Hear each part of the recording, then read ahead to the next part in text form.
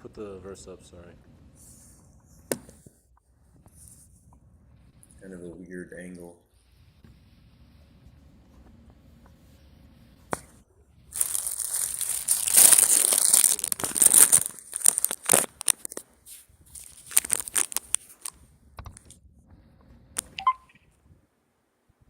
I can't see myself, so I don't know if this looks okay, but I'm gonna go with that. Yeah, it looks fine. We're good.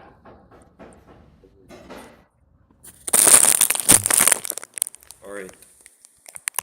Na Na tvam Tvam bija Bija utama kulam yadi Yodi ha Ha atmagopam Atmagopam gopta Gopta vrishaha Vishyaha nirtena Suarhanina arhi eva narikshati Nakshati Shiva Shiva Ava Deva Deva Deva Antaha Pantaha Lokaha Lokaha Agrahishati Agrahishati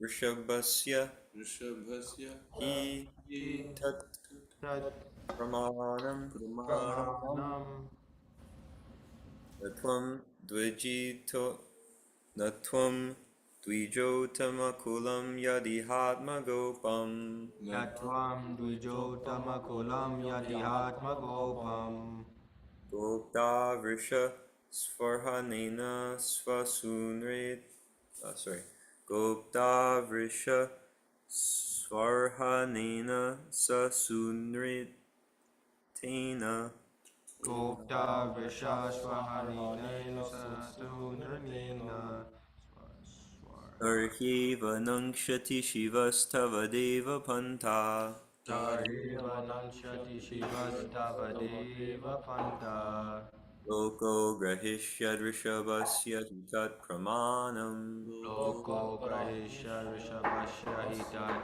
Pramanam Natvam Dvijotamakulam Yadihatma Gopam Natvam Dvijotamakulam Yadihatmagopam Gopta Vrisha Svarhanena Sasunrit. I feel like I'm missing a syllable in this line. Okay. Gopta Vrisha Svarhanena Sasunritena. Gopta Vishaswahanina Sadhurinena Sarheva Nangshati Shivastavadeva Panta. Dariva Nanshati Shivastavadeva Panta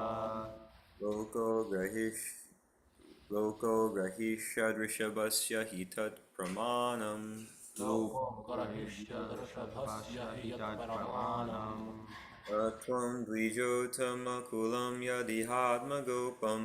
Natvam Dvijotamakulam Yadihatmagopam Gopta Vrishas Svarhanena Sasunritena.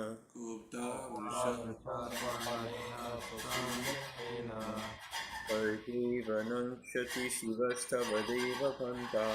Dariva Nakshati Shivastavadeva Panta Loko Grahishya Rishabhasya Hitat Pramanam. Loko Grahishya Rishabhasya Hitat Pramanam Na Not Not Tvam you Dvija of the Dvija twice born. of the twice born Uttamakulam, Uttamakulam highest class. highest class Yadi, Yadi if, if uh, indeed, indeed Atmagopam, Atmagopam worthy to be protected by you. worthy to be protected by you Gopta, Gopta protector. the protector Vrishaha, Vishaha the best. the best Suarhanena, Arhanina by worship. by worship Sasunratena, Sanrina along with mild words. Sarhi, Tahi and then Eva, Eva Nangshati, will be lost. Shiva, Shiva auspicious. auspicious Tava, Tava, your your Deva, Deva, O Lord, O Lord, Pantaha, Pantaha, Path, the path, Lokaha, Loka, people in general, the people in general, Agrahishat, would Agashishya accept, would accept, Rishabhasya, are the Vasya best, are the best, because Tat, Tat, that, that, Manam, Pramananam, authority. authority. Translation and purport by His Divine Grace Srila A.C. Bhaktivedanta Swami Prabhupada. Jai Prabhupada. O Lord, you are the protector of the highest of the twice born.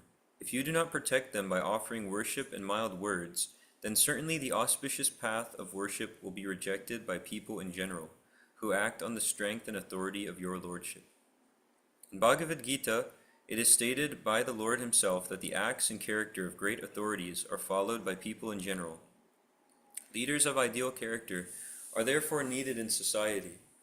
Krishna, the Supreme Personality of Godhead, appeared in this material world just to show the example of perfect authority, and people have to follow his path. The Vedic injunction is that one cannot understand the absolute truth simply by mental speculation or logical argument. One has to follow the authorities. Mahajano yena gatas sapantaha.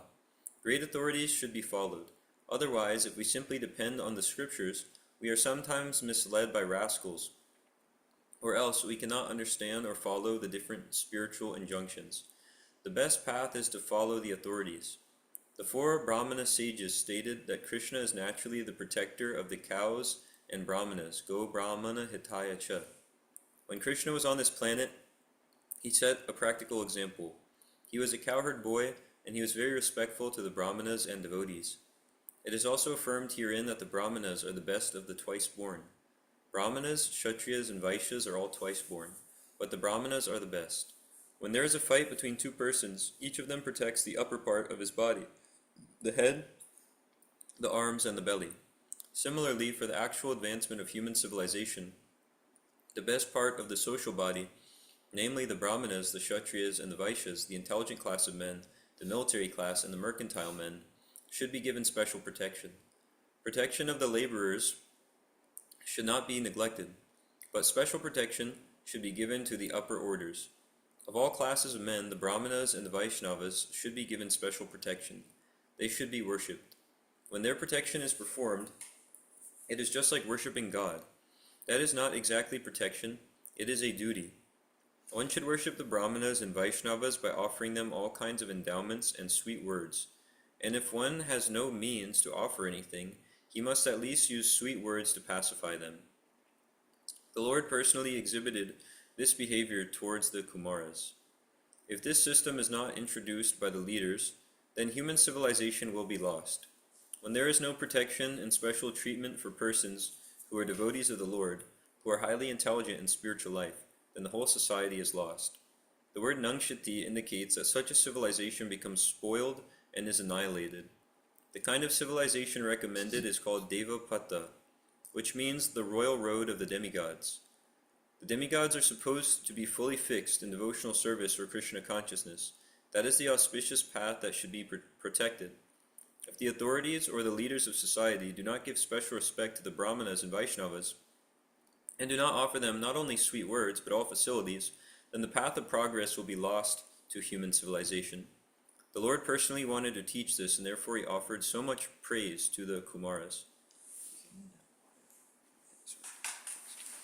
Om Jnana Timirandasya Gyananjana Shalakaya Chakshurun Militam Yena Tasmai Shri Gurve Namaha Shri Chaitanya Mano Bhishtam Stapitam Yena Bhutale Swayam Rupa Kada Mayam Dadati Swapadantikam Vandeham Shri Guru Shri Yutav Padakamalam Shri Gurun Vaishnavamscha Shri Rupam Sagrajatam Sahagana Raghunathan Vitam Tam Sajivam Sadvaitam Savadutam Prijana Sahitam Krishna Chaitanya Devam Shri Radha Krishna Padan Sahagana Lalita Shri Vishakan Vitamscha E Krishna Kruna Sindhu Dinabandhu Jagatpate Gopesha Gopika Kanta Radha Kanta Namostate Tapta Kanchana Gourangi Radhe Vrindavaneshri Vrishabhanu Sate Devi Pranamami Haripriye Panchakalpa Trubhischa Kripa Sindhu Bhyevacha Patitanam Bhavanebhyo Vaishnavebhyo Namo Namaha Jai Shri Krishna Chaitanya Prabhu Nityananda Shri Advaita Gadadhara Shivasadi Gaura Bhaktivinoda Hare Krishna, Krishna Krishna, Hare Hare, Hare Rama, Rama Rama, Hare Hare.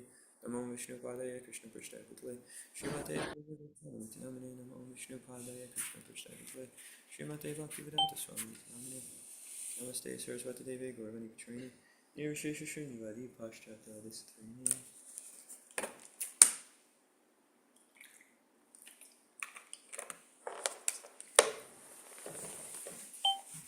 In Srila Prabhupada's Krishna book, he mentions how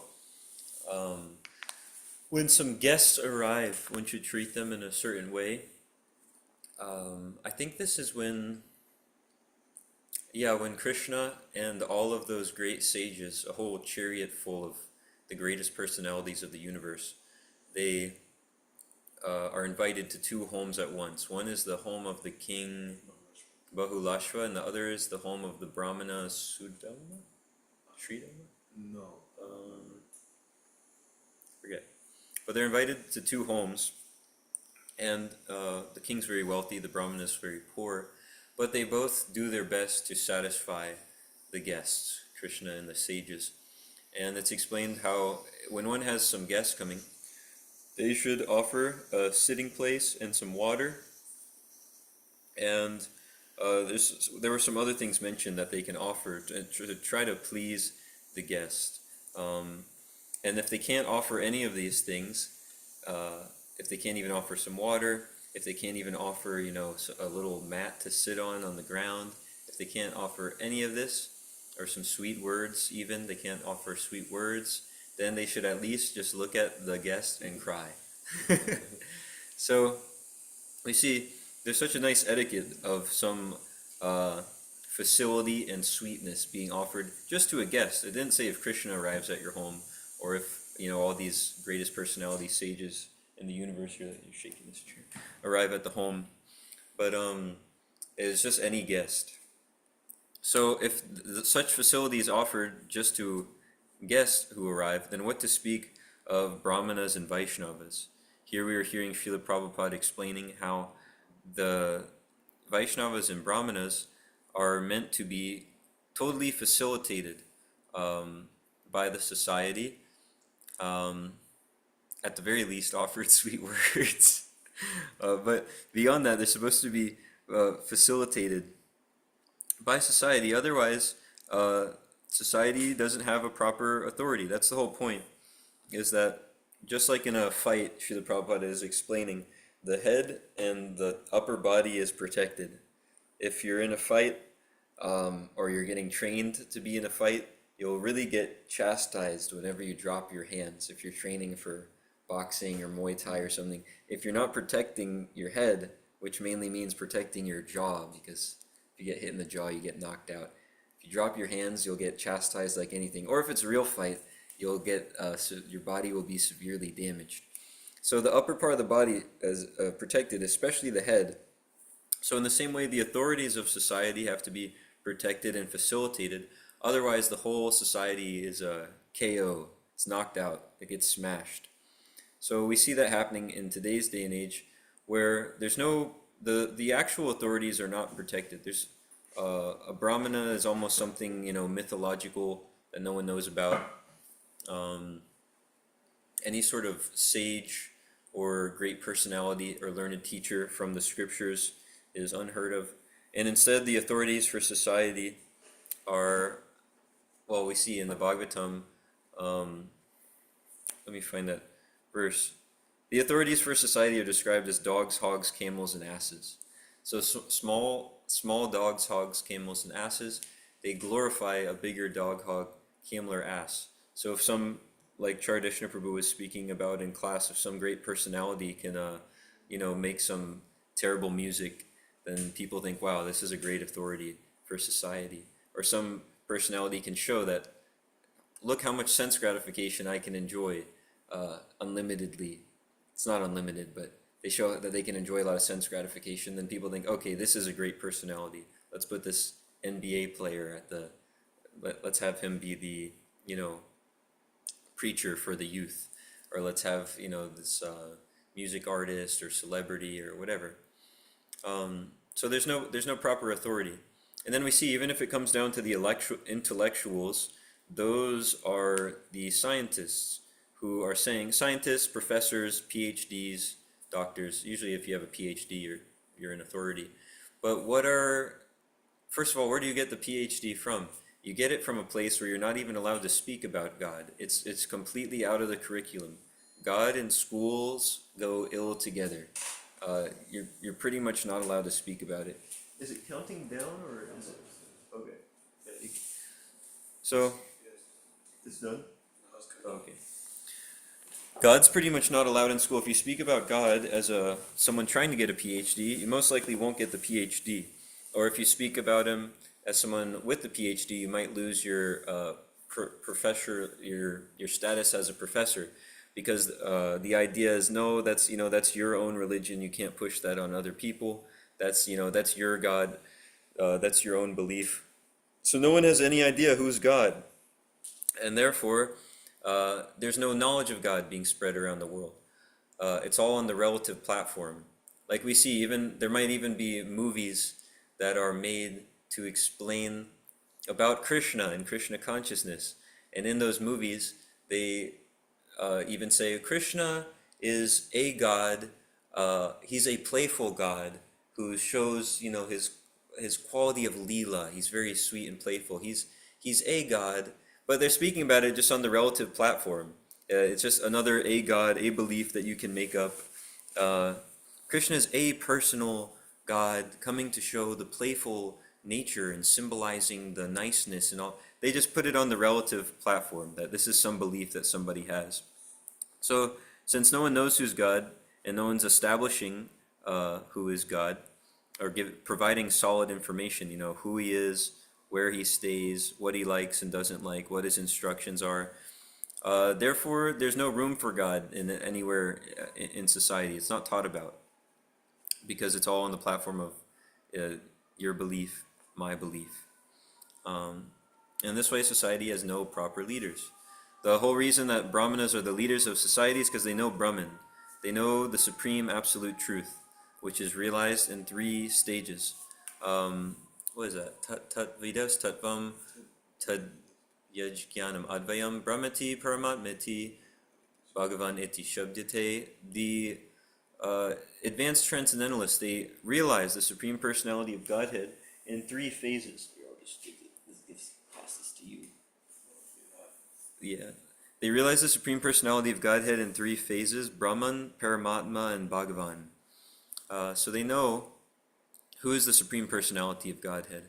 And that's why they're called Brahmanas, because they know Brahman. And because they're trying to serve the Supreme Absolute Truth, then when society is serving the Brahmanas and giving them proper facility to do whatever their work is, then the whole society is serving the Supreme Absolute Truth by facilitating their work. So like that, the whole society makes advancement. You see, the Brahmanas are on the head of society, and the Kshatriyas, they're powerful. They're ruling others, they're chastising others, they're keeping control on society and others, and seeing that everyone follows they're managing. They're seeing that, certain rules and principles are followed. But who are they doing it under the guidance of? The Brahmanas are the ones that are guiding them, telling them how they should properly see the situation. And then also the Kshatriyas, they're not only taking guidance from them, but they're serving them. They're giving them, actual physical protection and facility. It's actually explained that all the property in the world is the property of the Brahmanas. Why is that? Because the Brahmanas are the ones who are going to engage it in God's service, and everything in the world is Krishna's property.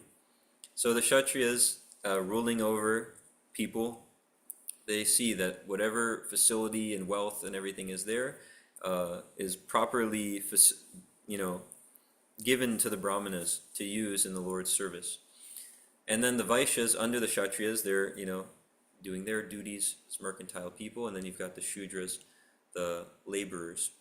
So with all of these classes of people, supporting one another and looking up to the next one, ultimately they're looking up to the Brahmanas, who are looking towards God's service. How can they be engaged in Krishna's service? And in that way, the whole society is engaged in Krishna's service. But now we see, instead, in the modern world, if if you go to Los Angeles, there's the Chinese theater, and on the ground there's all these stars with the not lotus footprints of all of these great celebrities, and people come from all over the world to touch the foot imprint. You know, they go to touch the foot imprint of Tom Hanks and Marilyn Monroe and whoever else. So they're falling at the feet of these personalities, and then we see, because they're falling at the feet of these personalities, just like when people are serving the brahmanas, they take on the qualities of the brahmanas. They take on the godly quality. In a Vaishnava, a real Vaishnava has all the qualities of the demigods. So, like Srila Prabhupada was explaining in the purport, this whole Vedic culture is called Deva Patta, he said, following the royal road of the demigods. And where's the royal road of the demigods go? Well, it goes up and up and up, gradually out of the material universe through the Viraja river. And they've got their pathways in the heavenly planets. You can fly up with different vehicles and go to higher and higher planets, and ultimately out of this material universe to the spiritual world. That's the path of the demigods. But we see the modern civilization is on the royal road to hell. They even sing about it. They say, I'm on the highway to hell, and all these other songs. They've got so many songs about being on the Naraka Patta, because they're worshiping these personalities. Who are they worshiping? We see when they're touching the feet of all these people at the Chinese theater, it's all these movie stars, and half of them killed themselves. I mean, maybe not half, but many of these movie stars killed themselves. So these are the qualities they're taking on. They're taking on suicidal qualities that, okay, I want to be like this alcoholic. I want to be like this drug addict. I want to be like this prostitute. They're looking up to these people, and they're taking on all of those qualities. So then instead of having a society with Krishna in the center, that's then taking on the qualities of Krishna and the qualities of the Vaishnavas, they're getting all these good qualities: mercy, truthfulness, honesty, humility, resourcefulness, all these different nice qualities that are there. You know, there's so many good qualities that are explained for devotees and also of these different classes. There's the qualities of the brahmanas that are explained in the Bhagavad Gita. Instead of taking on those qualities, they're taking on the qualities of hellish demons. And like that, society becomes completely ruined. Can you still hear me okay when this crock pot is... Okay, you can? I'll pull up those qualities of the brahmanas here, so we can see what kind of qualities society takes on when the Varnashram Dharma system is properly in place. Qualities of brahmanas. This is in the Bhagavad Gita. Here it is. Shamo, this is Prabhu, I Bhagavad can't Gita hear you, Prabhu. 18:42. Shamo damas tapashocham shantir arjavam evacha jnanam vijnanam astikyam brahma karma swabhavajam. Peacefulness, self-control, austerity, purity, tolerance, honesty, knowledge, wisdom, and religiousness. These are the natural qualities by which the brahmanas work. So, if you're serving a personality, you take on the qualities of that personality that you're serving. So, like I was saying, people in modern society are serving the demons, and therefore they're completely devoid of these qualities. Where do you see peacefulness in society? There's only peacefulness when it comes to not getting in the way of others' sense gratification. It's, okay, you give me the distance to perform my sense gratification, I'll give you a little distance to do your sense gratification. And if we can keep that there, then we're both happy and there's no problems. But if anything comes between that, then immediately there's some war, or there's some big debate, or I humiliate you and your country on television, or whatever it is. There's no question of peacefulness. People only want to peacefully enjoy their tongue, belly, and genitals, and they make facility for that. But that's not real peace, because Krishna explains in the Bhagavad Gita that someone on the spiritual platform, the personalities mentioned in today's purport, those kind of people, they're not interested in anything temporary. They're not interested in the contact of the senses with the sense objects, because they know that's actually just temporary. So it's a source of misery. So they want eternal happiness, which comes from the spiritual platform. And that's where there's real peacefulness. But the peacefulness that the karmis are looking for in the material world, it's hellishness actually. There's what kind of peace is that? They're trying to enjoy the tongue, belly, and genitals. Where is there any peace in that endeavor? The mind is hankering like anything, and then once they finally fulfill the mind's plans, of course not up to the standard that the mind had imagined, because that's never possible, then maybe there's a fraction of a you could say maybe there's a fraction of a second of peace when people finally fulfill their lusty desires. The mind says, "Oh, I finally did it," but we know that's not really there. It's distress from beginning to end. You hear that in the Srimad Bhagavatam when who is with Urvashi? Paranjana? No. Who's that king? Prachina? He's got to get the lambs. Pururava. Pururava. Yeah. Pururava. Pururava. You hear he fulfilled the goal of material life. He has the most beautiful woman in the universe. Where does Urvashi come from? She comes from some Loka. She comes from Indra's planet. Mirror in the 11th canto when Where- Narayan. Remember when Narayan? Narayana Rishi Yeah, makes yeah, her, yeah, right? yeah, and then he manifests Urvashi, and Indra picks her out. She comes from Narayan Rishi. So we don't have to get into detail meditating on Urvashi, but we can understand the point. It's the most beautiful woman in the universe.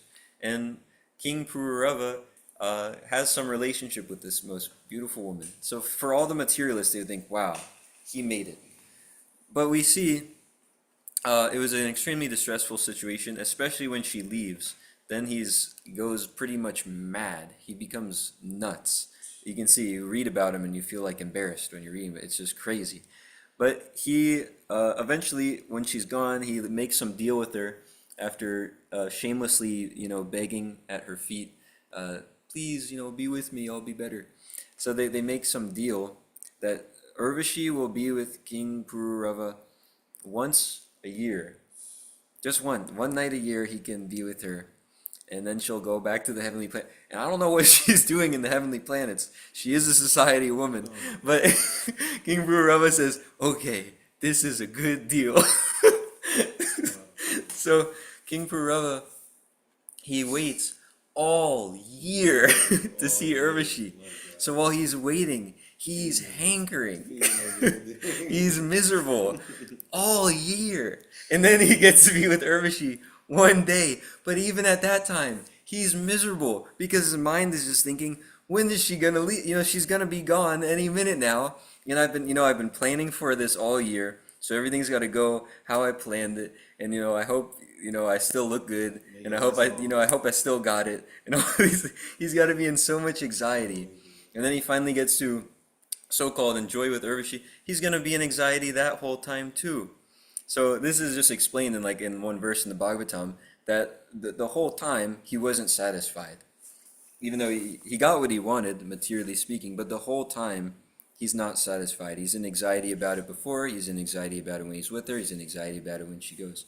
So this is the peacefulness of the material world. Everyone wants to do meditation for sex, yoga for sex, peacefulness for sex life, all of this just so they can enjoy their senses, whether it's subtle sex life, being like adored by others and seen as a great person, or gross sex life.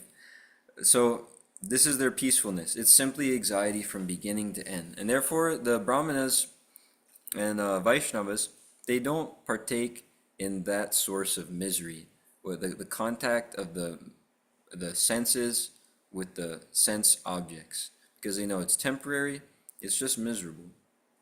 So when personalities are serving those Vaishnavas and Brahmanas, then they also can become peaceful, they can become sane and realize actually real happiness is only found on the spiritual platform. Brahma Bhuta Prasanatma na Sochati na Kangshati Samasarveshu Bhuteshu Madbhakte Labate Param. They're Brahma Bhuta. Their happiness is in serving Krishna. So that's real happiness. One doesn't need something from this material world, which Krishna explains as it's miserable from the highest planet in the world, Indra's planet, down to the lowest, or from the best position, Indra, the big sense enjoyer, down to the Indragopa, the germ. It's always a miserable place. So they know, I'm not going to get any happiness here, But what do they get? They get real happiness, which comes by being engaged in Krishna service. That's the natural position of the living entity. Jivera Srupahoy Krishnara Nityadas. It's, if something's not in its natural position, it's not going to be nice. It's not going to work out. But when the living entity is in their natural position, engaged in Krishna service, then it's working out. They feel they're fulfilled. They're happy. And this, like we were reading the Chaitanya Charitamrita yesterday, and is explaining how things go on in the spiritual world. Lord Chaitanya was speaking to Sanatana Goswami what it's like to be in the spiritual world and see the ever increasing beauty of Krishna and be engaged in his service. And we could understand from Lord Chaitanya's explanation that the spiritual world, it's like completely opposite of what we experience here in the material world. Here in the material world, no matter what you want to get out of it, no matter what people are trying to do or so-called enjoy in the material world, it gets stale, it gets old, it just gets worse and worse. Everything degrades with time. Nothing's new in the material world. People are just arranging different things, the same old elements in different ways. There's nothing new going on. The karmis, they're chewing the chewed. They already tried to enjoy sex life, then they try to enjoy it again. They already tried to enjoy the movies, they try to enjoy it again. They tried to enjoy, a nice living place or nice food or whatever, try to enjoy it again. They're just chewing the chewed, the same old thing. But in the spiritual world, Lord Chaitanya is explaining to Sanatana Goswami that the devotees are experiencing a transcendental happiness in serving Krishna, and it's always newer and newer. The experience of devotional service to Krishna is newer and newer. Nothing's like that in the material world. Everything gets older and older and boring.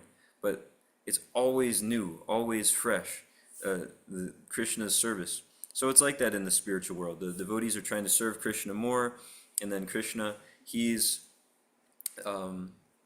what's that name for him? He's Bhaktavatsala. He wants to please his devotees, so then he's trying to please them more, and then they're thinking, wait a second, why is our most worshipable Lord serving us? We got to serve him better, and then they try to serve him more, and like this, it's an ever increasing, it's ecstatic, and that ecstasy in the spiritual world just gets better and better.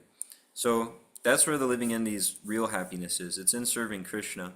Then they're actually happy, and then they're not attracted to anything in this material world, which is a place of misery. So that was just on one of the qualities that the people in society cultivate when the structure of Varnashram Dharma is actually there. Because when that structure is there, society is aimed at serving the Brahmanas and the Vaishnavas. So then they also get some of their qualities, like that peacefulness. The next quality that was there is self-control. It's just a joke. I mean, in modern society, what are you going to say about self-control? I guess there is some self-control. The karmis go through a lot of austerities, but again, it's just for sense gratification. So any of their self-control can go out the window at any moment when there's a new opportunity for sense gratification at the cost of their self-control. But we see the Brahmanas and Vaishnavas are they're always self-controlled because they're always one, because they know who they are actually as the self. How are you going to be self-controlled if you don't even know what the self is? If you think the self is just the body, then you might control one sense so you can enjoy the other sense. You might give up a little bit of sleep so you can enjoy something else in this way, thinking that the self is the body. But if you know that the self is eternally a servant of Krishna, then you can actually be self-controlled. I'm only going to do what's favorable for Krishna's service, and I'm going to reject whatever is unfavorable for Krishna's service. So all the materialists, at least the younger ones now, they're all complaining about being addicted to the internet or doom scrolling. We hear this often. Ali Krishna Prabhu mentions it in his videos, and we hear it when we're meeting people at these spiritual conventions. They're not self-controlled, and they're miserable, and they know that they can't control their senses, and they know that they're miserable, and I guess that's just how it is. I haven't heard any solutions from them. They say, okay, I put like a lock on my phone, or I try to like look at Instagram less, or things like this, but they're still stuck in it. Whenever we're meeting people all the time, and they're saying they're fed up with being not in control of their senses.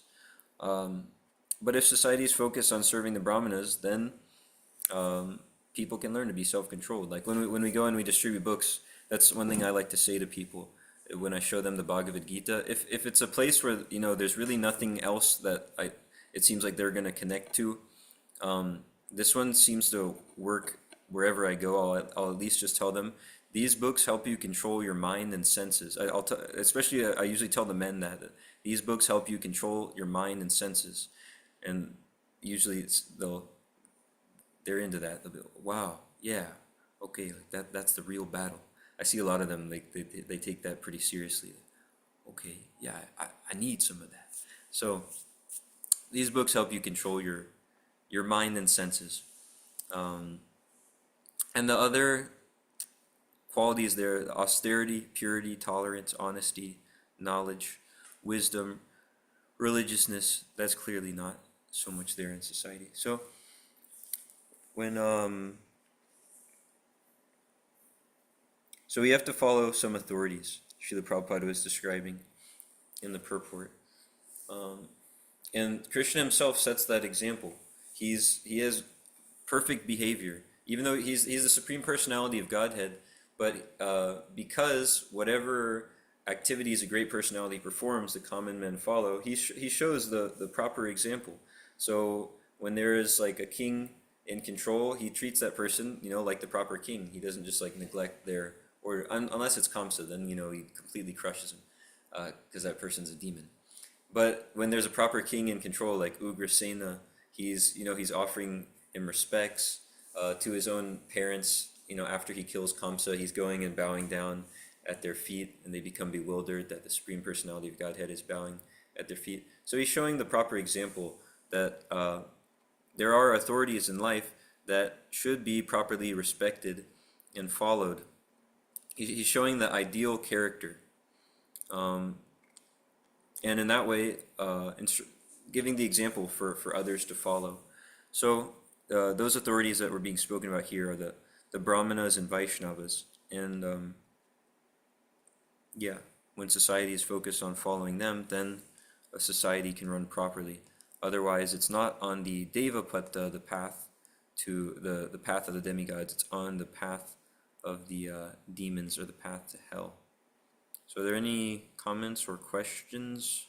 It's 8:20. Oh wait, well, do we start class later? Is this the right time to do that? Class time's been at a little different. I think you still have some time if you want to continue to go. Was it? I sorry, I didn't hear you. So I was saying, I think you still have some time if you want to keep on going for a while. Okay. What time do we usually go till? Like 8:30 something, yeah. Okay, 8:30. So it's 8:20. Do you have anything? Yeah, we've got plenty of time for this. So. Okay. All right. I'm just looking at the purport here. Trying to try to ask you have book distribution today? Yeah, we were gonna go to a mall because it's covered in snow here at Chicago. We can stop at 8:30 and then open it up for questions. Yeah, you heard that? Okay, so you should stop at 8:30 and then do questions. Yes, bro. All right. Okay, I'm just looking at the purport here. So Krishna, he's protecting the Brahmanas and the Vaishnavas, and that's also mentioned. I think Queen Kunti prays to Krishna Queen Kunti prays to Krishna about how he actually protects the Brahmanas and Vaishnavas. I had that verse in my phone, if I can find it. Let's see.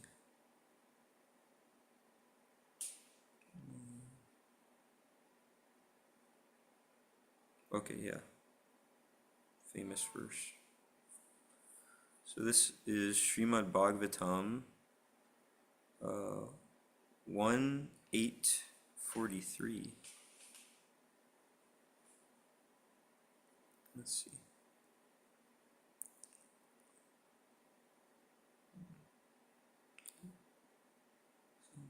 Yeah. So this is in the prayers by Queen Kunti. She glorifies Krishna for his quality of protecting the Brahmanas and the Vaishnavas. Shri Krishna Krishna Saka Rishabhavani Durga. Shri Krishna Krishna Saka Ni Rishabhavani Drug Rajan. Let's see, what's the meter for this?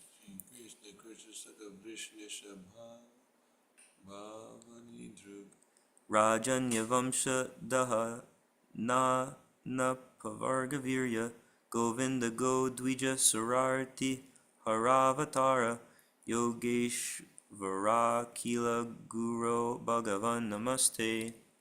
She calls Krishna the protector of the cows and the brahmanas, Go Dvija. O Krishna, O friend of Arjuna, O chief amongst the descendants of Vrishni, you are the destroyer of those political parties which are disturbing elements on this earth. Your prowess never deteriorates. You are the proprietor of the transcendental abode, and you descend to relieve the distresses of the cows, the brahmanas, and the devotees. You possess all mystic powers, and you are the preceptor of the entire universe. You are the Almighty God, and therefore I offer you my respectful obeisances. So Krishna, he descends to relieve the distresses of the brahmanas, the devotees, the cows. We see the society that we are in doesn't, not only does it not offer facility to, push on the Krishna consciousness movement or, facilitate or protect brahmanas, cows, and all these things, but it offers the exact opposite. They've got systematic setups to kill cows at a high speed all of the time. And then as far as brahmanas, we see there's still so much misinformation. Mainly when the British came to India, they came, and the first thing to do to try to conquer and destroy the culture there and become in charge, become the authorities, they tried to make the Vedas look like they're for less intelligent persons. So they gave all sorts of weird meanings to Vedic knowledge, to try to put down the Brahminical culture. So we see there's still a lot of that going on. So many ways to try to disregard the Vedic knowledge and the Brahmanas. Like Manu Samhita, which is explained in Bhagavad Gita, is the standard law book for humanity.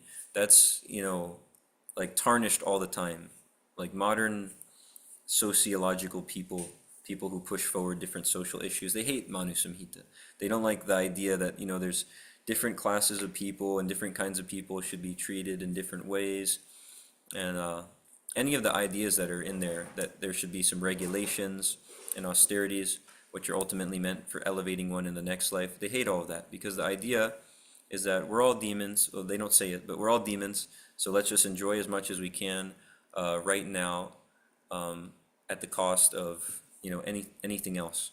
So they hate these ideas that you should serve different personalities, different people should be treated in different ways, and therefore they make up so many ways to try to discredit different Vedic scriptures and show that, okay, maybe they were written recently or written by some mundane person or not applicable to today. People have advanced so much. How can they say that, this group of people is like that or this one's like that?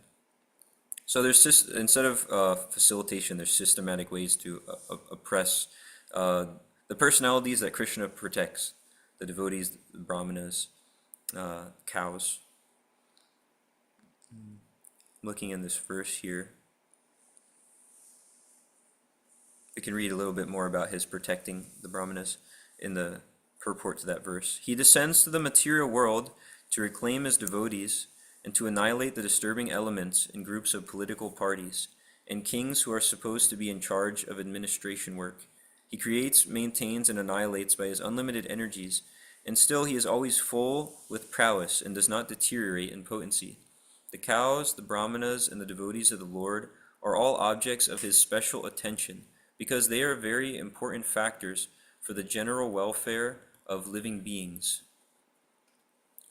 So these are the important factors for the general welfare of living beings.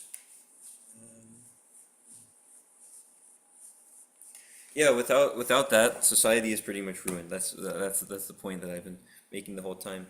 But also in our own lives, then we have to become responsible to take on these responsible positions of authority in the world. So much in the purport, Srila Prabhupada is talking about having ideal character, and he gives that instruction over and over again in his books and lectures that this Krishna consciousness movement is meant to make people of ideal character, real brahmanas, people who can lead society. So therefore, their character has to be spotless. It's not just that someone is like second initiated and now they're brahmana, they're a great person. Or it's not just that someone walks into the temple and now they're a pure devotee. Or someone's been practicing for some time and, now they're great. They can solve all the world's problems. But that could be there, but that's if they're properly following the instructions of the spiritual master, the instructions in Shastra, and following in the footsteps of the previous authorities.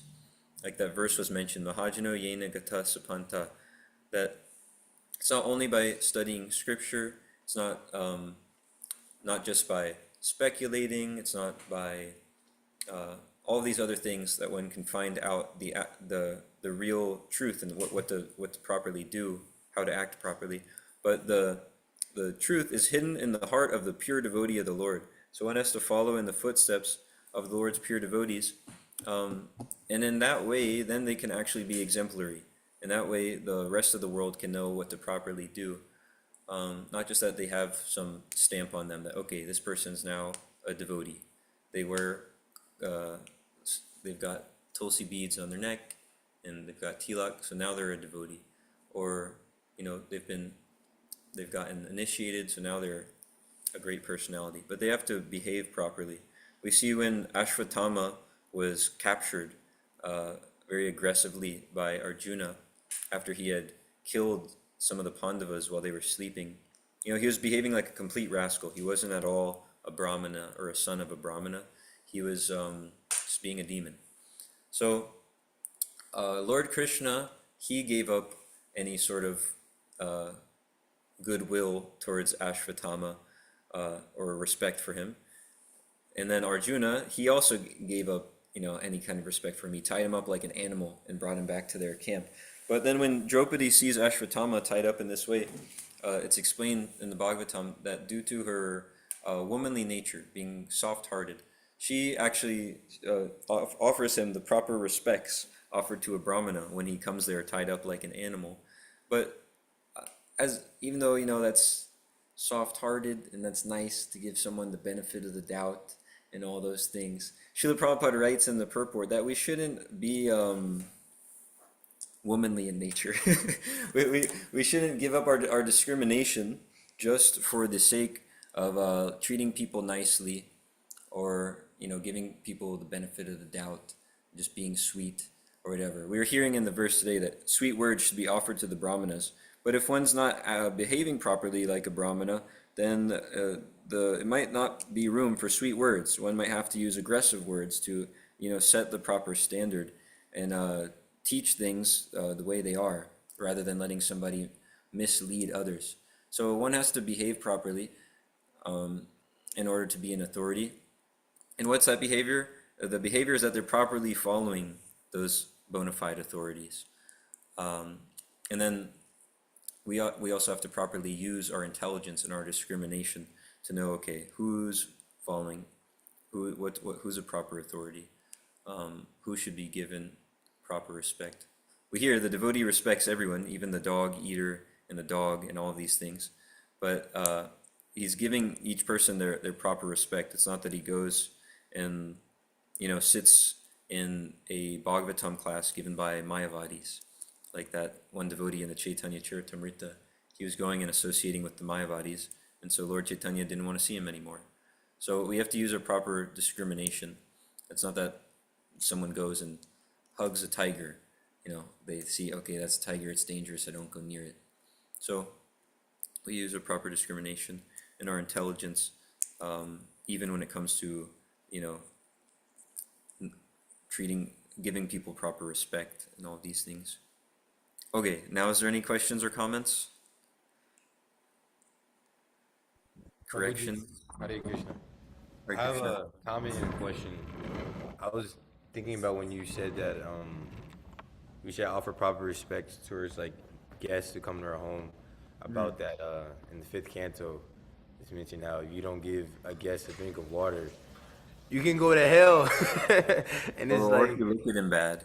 yeah, exactly. And it's like, because I think it's mentioned how you should treat a guest like the Supreme Lord because, I mean, Paramatma's in everybody's heart. And if you have envy, it's like a manifestation of envy when you don't properly respect a guest. But, in Western culture, there's no understanding of, somebody, you invite somebody home, even give them any water. It's almost like, okay, what are you even doing here? It's like very offensive.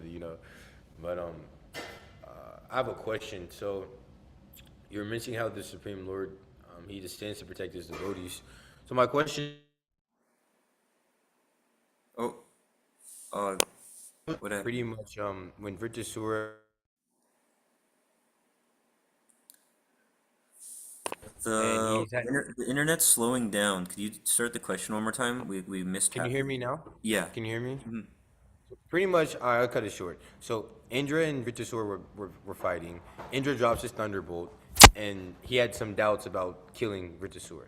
In the purport, Prabhupada mentions how Vritrasura, in that instance, became Asura, and then Indra became an Asura because Indra had doubts about the Supreme Lord's will, where Vritrasura didn't have doubts. My question is, in the Bhagavad Gita, Krishna mentions how one who does good is never overcome by evil. But how is it that a devotee, although Indra had doubts about um, killing Vritrasura, Prabhupada said in that instance he became a demon. And I can't wrap my head around how just by having doubts about the Supreme Lord, you automatically just become a demon. Yeah, that does Even sound if you're a kind of. devotee. That I can does show sound. you if you I can send you the purport. Okay, yeah, that sounds cool. But Yeah. it does sound pretty intricate. I'll look at the purport there. Yeah, But I'll we send do it. see that a devotee, he has full faith in the Supreme Personality of Godhead and the spiritual master, and that's what makes him a devotee. Yasya deve prabhaktir yata deve tatagaro tasya ta katita hyarta prakashante mahatmanaha. That if one has implicit faith in both the Supreme Lord and the spiritual master, then all the imports of the Vedic literatures are revealed to him. So that's pure devotee. He knows everything because he has full faith in the Lord and the spiritual master. Um, so that is definitely the one stand. That's a standard for that's one standard for being a devotee is that they have full faith in the Supreme Personality of Godhead. Um, Now, I don't know to the degrees of which one's faith can shake before they become a demon, and I don't know how much Indra's faith was disturbed Yeah, I'm there. trying to find it. But we do I see try to. sometimes Indra acts demonically in the way that he tries to, attack Krishna. There's a few times where he physically attacks Krishna or his associates very aggressively, pretty much to kill them. So that's demonic. And you don't do that if you have full faith in the Supreme Lord, as he is. If you know this is the Supreme Personality of Godhead, you're not going to try to kill him. For one reason being because you know you can't kill him. But so, yeah, there's one example of his faith being shaken and then being in the position of a demon. So, seems fair. Lord Brahma had doubts and then he stole the cowherd boys. So, if one doubts the position of the Supreme Lord, we can see it's not that absurd. Well, it's not that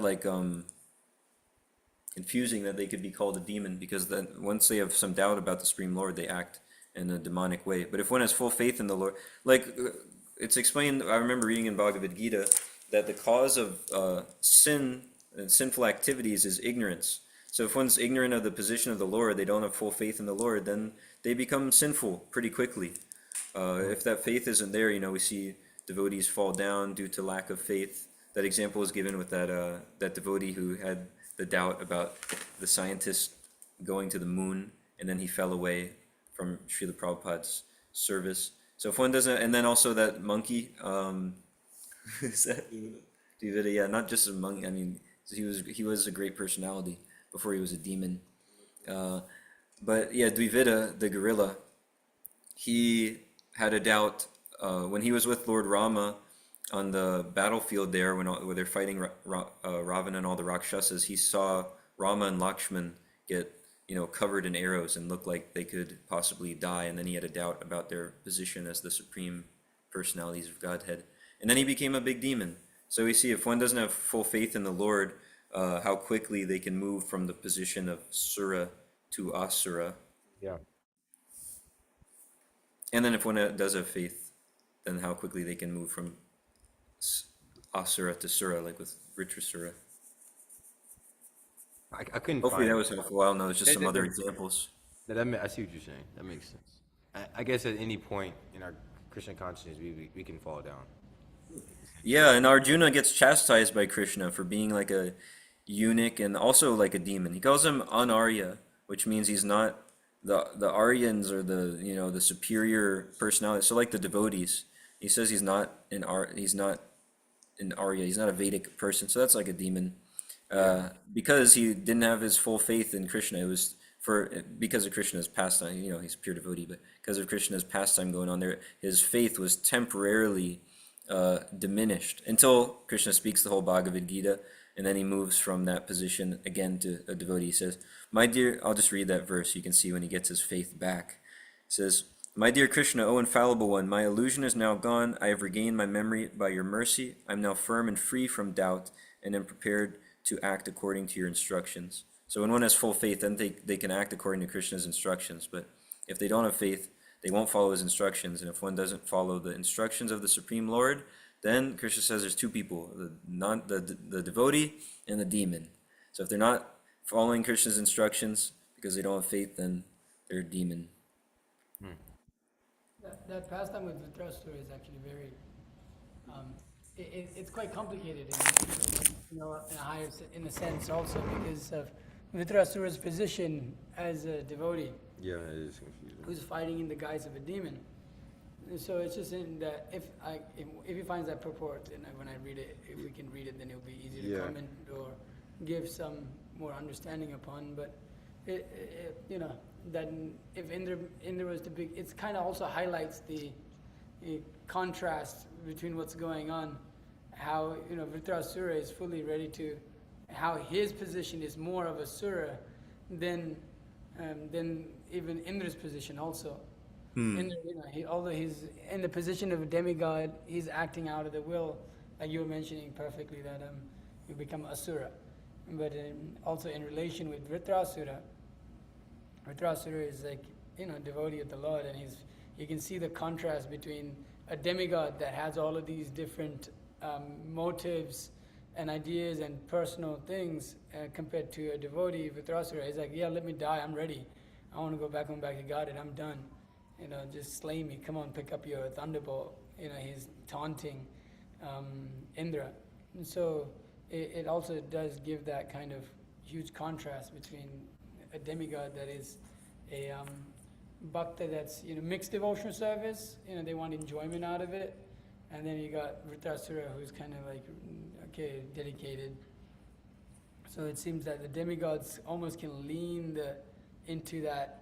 Almost that asura. They're always sura, of course, because they're in their position they've got, but they can go into that asura bhav almost, like of just sense enjoyment. Like Indra does that, like we were mentioning, just practically like all the time. So many instances that we see him do that in the Bhagavatam, in different parts of the scriptures.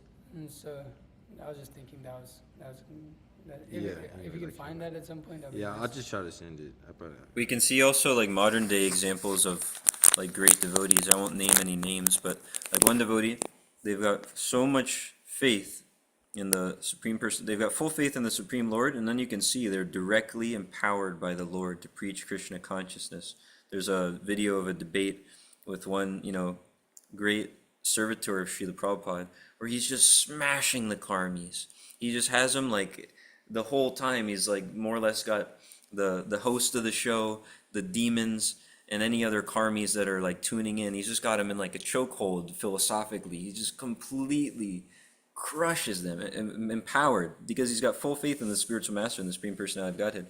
But then you see, even someone in such a position, then they if they go and associate with demons and their faith gets shaken by bad association, they get some academic contamination, then their position totally changes to where they're verbally attacking devotees, verbally attacking the practice of Krishna consciousness as given by their spiritual master in the Shastras. Why are these instructions there? Why did Srila Prabhupada give this instruction? Why not change it? And they become just like the demons. They start defending homosexuality and all of this, which Srila Prabhupada has. You can read so many statements where he's explaining that once the so-called religious people start defending that and using the religious institution as a means to facilitate homosexuality, then it's just lost. It's just like there's demons. You can just see how low it is. He's got so many quotes saying like that. So there's one example, and then of course we all see other examples of personalities maybe like closer to us who fall away, and then afterwards they're saying, I don't think I learned anything when I was a devotee. I don't think I gained anything in that time, and this and that, because they lose faith by that association or whatever. But if full faith is there, then one gets empowered. They can go on. Was it? It's slightly different to what you said, is that in this fight, Vritrasura is actually the Sura, whereas Indra is the Asura, not that Indra became an Asura. Yeah, no, he became in the fight. That's what I was saying. Like, No, but Prabhupada's not saying he became it. That in this fight, this is how it's. Because it's me not see. that he's not saying that Indra is an Asura, but it's in this fight. yeah, that's what I was saying. That's what I was. So that- That's what was confusing. How, in one sense, in the fight, like he became an asura in the fight, which is still confusing. Like, how can he's a demigod? He's Sura. He's a demigod. It's but just then the he circumstance. but he became and that's I mean that's what's clear because Yeah, it's yeah. like a devotee. In one moment, you could be demonic, but Yeah. But it's well, like- it depends on that's why it's relative. We're Yeah. saying that because in this fight, because Vritrasura has more faith than Indra does in Krishna. yeah, So then, but yeah, going You al- against, sorry. but if you're going against the pure devotee of the Lord, then you become, and you don't have that much faith, and in that fight you may become like the Asura. yeah. But that's what's confusing because, like you were saying, there's two types of living beings: there's the demons and the devotees. And it's like a devotee can become a demon, and in one instance, and then in like 5 minutes later, okay, now he's a devotee again. And that's what I'm confused about. That's what I'm saying. It's confusing. Well, like Chandran was saying, it's relative. In that circumstance, he's the demon. Just like when in the beginning of the Bhagavad Gita, Arjuna's doubts, those are called. He's addressing the Lord as Madhusudana because his doubts are compared to demons. So he's in the demon position. Not he's not a demon, but temporarily he's in that position where these these doubts that are just like demons are overcoming his service to the Lord. yeah. Just had one point or one thing I was going to say. In Vedic culture, yes, one should receive the guest, and that's the duty of the householder to receive that guest or whoever's receiving their guest. But then also the duty of the guest is to not expect anything. That's why it's a perfect culture, because you both are trained in perfect consciousness. One should be in the consciousness of the servant, and the other should be in the consciousness of the servant also, in the sense that he doesn't expect anything when he comes into the house. Like when he comes in, he doesn't expect anything. He doesn't expect the water. He doesn't expect somebody to get him a place to sleep. In that way, he's always satisfied, and in that way, the householder also becomes satisfied. And because their duty and the duty of the person who is the guest. So, but then if the guest expects something like, I walk in and they better have everything and ready and, how dare they not serve me? And then he loses his, he'll lose their caste. You become dissatisfied because a Brahmana, or at least devotees, they're always satisfied. And then if he sees that they didn't have all of these things ready, his mood generally should be that there may be some criticism in order to teach others, but in his own mood and consciousness, it should be that is the will of the Supreme Lord. This is what I deserved. Just like Chanakya was saying, Chanakya says that if one gets bad food, he should not complain. Yeah. For himself, he should not complain. For others, now, if one is in a position of a manager or, for others, he can complain. Okay, this is not good. What the heck is going on? But for himself, he does not complain. Okay, yeah, this is my karma, he goes on. And in this way, he learns how to just kind of tolerate the different inflictions we may get from the modes of material nature, our karma, all of these things. So it's nice about Vedic culture like this, that both sides are there. That you walk into a house, you don't expect anything. As you get, I'm a guest. This is foreign land. I don't expect anything. And that's how actually somebody stays satisfied in his life. He doesn't expect anything. He just okay, whatever Krishna wants. Yeah, we see that in Shastra, that if there's the room for criticism is very much there uh, if the real authorities are challenged, if like the great personalities are blasphemed, or there's something is not upheld in proper respect to like the acharyas and the real authorities, then one can become very critical in chopping it down. But you don't see any verses that when one's own sense gratification is challenged, then one should speak very strongly, be very critical. But sometimes for for devotees in the beginning stages of Krishna consciousness, like myself and most others, it can be difficult to make the distinction. Okay, now is the time for being critical when the philosophy of Krishna consciousness is challenged, or the spiritual master is put in a bad light, or something like that. The proper that devotional attitude to the Supreme Lord and his devotees is not properly upheld. But then when that same critical chopping, it doesn't carry over to when my sense gratification needs to be properly upheld and respected. We see that with Ambarish Maharaj and Durvasa Muni. How Durvasa Muni, although he was a great sage, he was puffed up. He expected, like, Durvasa, what the heck? He expected so much, and of course Ambarish Maharaj, he did the right thing. He did the right thing according to Brahmanas. But Durvasa was so much in that mood that I need to be respected, that he couldn't understand the circumstance of Ambarish. And then so we see in the Bhagavad Gita, Krishna makes this point, that a proper sadhu, what does he see? He sees the living entities in relation, he sees them himself in their situation and tries to understand that. And then acts accordingly. And so, and then we see how much Durvasa had to go through, because he wasn't able to understand and see through the eyes of what kind of position Ambarish was in, So it's important for us to also, like, before we kind of like speak about certain subject matters, try to just see, okay, what kind of circumstance might this person be in, and is it proper, is it improper, and so how should I pose my words, and how should I explain the principle in such a way that it's effective for those people and for the people that need to see that as a bad example or a good example, whatever it may be. So those things are to be considered by a real Brahmana, that he sees through the different circumstances and acts accordingly. You shouldn't just criticize. You're not following the principle. Okay. All right. What is the circumstance here? What is their situation? Who are they? What is going on? Because sometimes, like you made a really good point there. You're saying that when to understand when I should criticize and when I should not criticize. So then that requires a lot of actually in-depth kind of, it requires intuition, and Mukundadatta Prabhu says empathy, not the modern empathy kind of weird thing that they say, but the empathy, the ability to understand other people's mind and where they're at. And so how to convey the principles in a way that it's encouraging for people to go on. Sometimes it requires strong words, and sometimes it's done with sweet words, like you mentioned.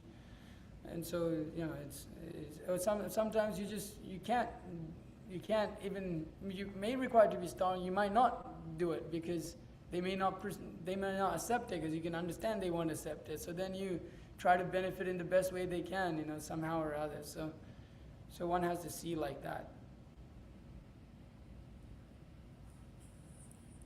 Thank you. Jai. Anything from His Grace Charadeshna Prabhu? I could read this purport I found. It was going off the same It's kind of been talked about, I guess, a little bit recently. It's being how to talked rece- about recently. It's one of the early points he made, and then it got elaborated on more in the questions and answers session about how to receive somebody. Let me see. If there's no water, then one can offer a sitting place, even if it is on straw mats. This is 422:10, by the way. So this was with Perth Maharaj. I don't know if you were looking for this purport. I'd sent it to you. That's what I texted you during class because I knew. Oh, I should have read it. No, it's okay. I knew this was the purport you were referencing. And if one has no straw mat, he can immediately cleanse the ground and ask the guest to sit there. Supposing that a householder cannot even do that, then with folded hands, he can simply receive the guest, saying welcome. And if he cannot do that, then he should feel very sorry for his poor condition and shed tears and simply offer obeisances with his whole family, wife, and children. And in this way, he can satisfy any guest, even if the guest is a saintly person or a king. About to be doing a lot of crying.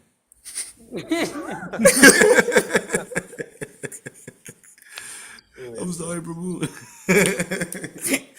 Such an amazing difference in culture. That's that. I don't have anything. But thank you for the question. Thank you. Srimad Bhagavatam ki jai. Prabhupada ki jai. They're crying.